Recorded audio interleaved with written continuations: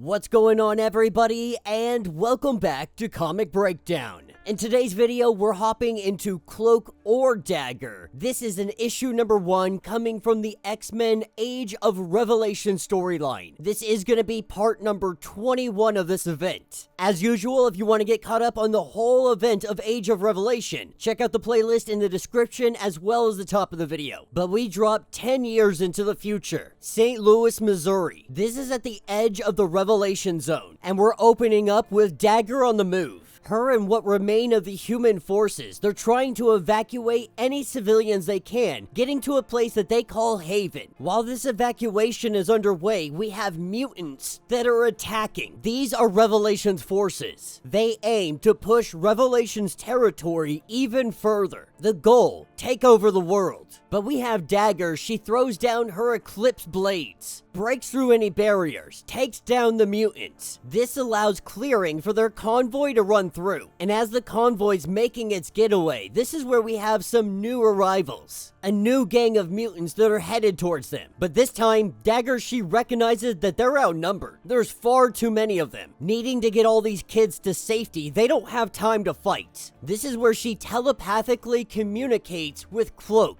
She tells him that I need you out here, that I have to tag you in. This is where we see Dagger transform into Cloak. Because Cloak and Dagger, they've become one. They are the same entity. And we're going to explain this as we get further along in the comic. But Cloak, he tells them to stay behind. Because what's about to happen, you'll just get in the way. As Cloak rises up to the sky, he opens up his cloak and we see the darkness, trying to give them the opportunity, giving them the chance to run away. None of them do. And when they don't, we see beams of light hit all of them. This is Cloak's taser cloud. It doesn't kill them, but it drops all of them. And while this was successful, they gotta get back to the rally point. Right now, things are going sideways, and it's going sideways quickly. They got hit by an ambush, and this ambush comes from the likes of the Von Struckers. So by the time that Cloak and everybody gets to the ambush point, it's already too late. The Von Struckers have kidnapped people, with Dagger coming back out and she begins to heal people. Now it's a moment of regrouping to figure out what's happening, what's going on, and how they can save these people and get them back to Haven. Regrouping what they can and headed back to Haven themselves. They send out any scouts, any drones, looking for any sign of anything going on, with the X-Virus just closing on them within a couple of days. They're running out of time. This is what picks us up with the twins and all the people, the children as well. They welcome them to what they call New Elysium. That this is a better place for better mutants. And though none of them are mutants, not yet at least, but they tell them that the X-Virus, it's an opportunity. All you useless parasites, you might actually be able to do something meaningful with your life. What the Von Struckers are doing is kidnapping civilians, driving them into the Revelation territories, exposing them to the X-Virus. And it's really, after that, it's a matter of survival of the fittest. Those that can adapt to the X-Virus, they adapt, they become mutants. The others, they transform, they die, they become monsters. I mean, what else can you expect from a couple of Nazi twins? As we pick up with Dagger, they still haven't heard any information on what might be going on. This is where we start to understand what is actually going on with Cloak and Dagger. You see, they were exposed to the X-Virus. And since that day, neither of them sleep. The question is, where do you go when the other is here? What the virus did was merge their existence on this plane as well. But both of them can hear what the other hears. They're also linked telepathically. It's rather useful, but also they're not able to really spend a lot of time together in the same place. They can do it for moments at most, saying that nothing good comes when they stay in the same place for too long. But when a soldier rushes in, they say that they found the bus, the one that was filled with the civilians. They go out to investigate, and what they find is horror. The bus filled with dead bodies, the windows busted out.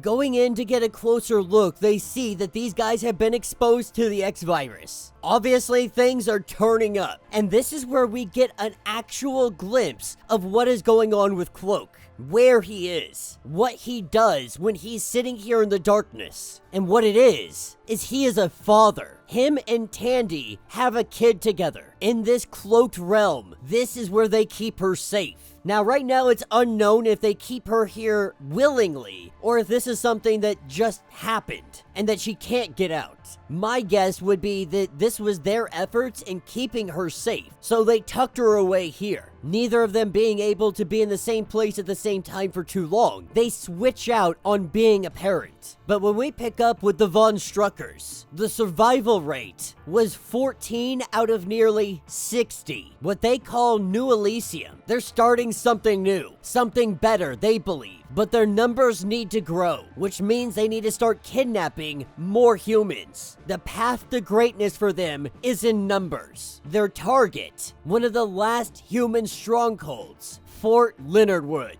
And that will be the end of this issue. So let me know what you guys think down in the comments. Not off to a bad start for this Cloak or Dagger little mini-series, 3-issue series. I do like the concept. You know, I've talked about the X-Virus 1,001 times. It's very inconsistent, it's very all over the place. I don't think they have any intent of actually explaining how it works. It's just kind of a roll of the dice. Either you get mutant powers, you turn into a monster, or you die. But with some individuals that were already superpowered, we've seen some interesting mutations. Cloak or Dagger here, Cloak and Dagger, become one. They become one entity. So the X-Virus didn't give them any crazy mutation. It just merged them together. Since they were already so strongly linked, their powers linked together, the X-Virus just linked them in real life, which is an interesting direction to go. It's an interesting concept to play around with. And then the bigger question is, what happens when they stay together too long? What kind of devastation could that bring? Or is that something they simply say, all in an effort to protect their child that maybe nobody even knows about? So this is off to a good start. I'm very interested. I'm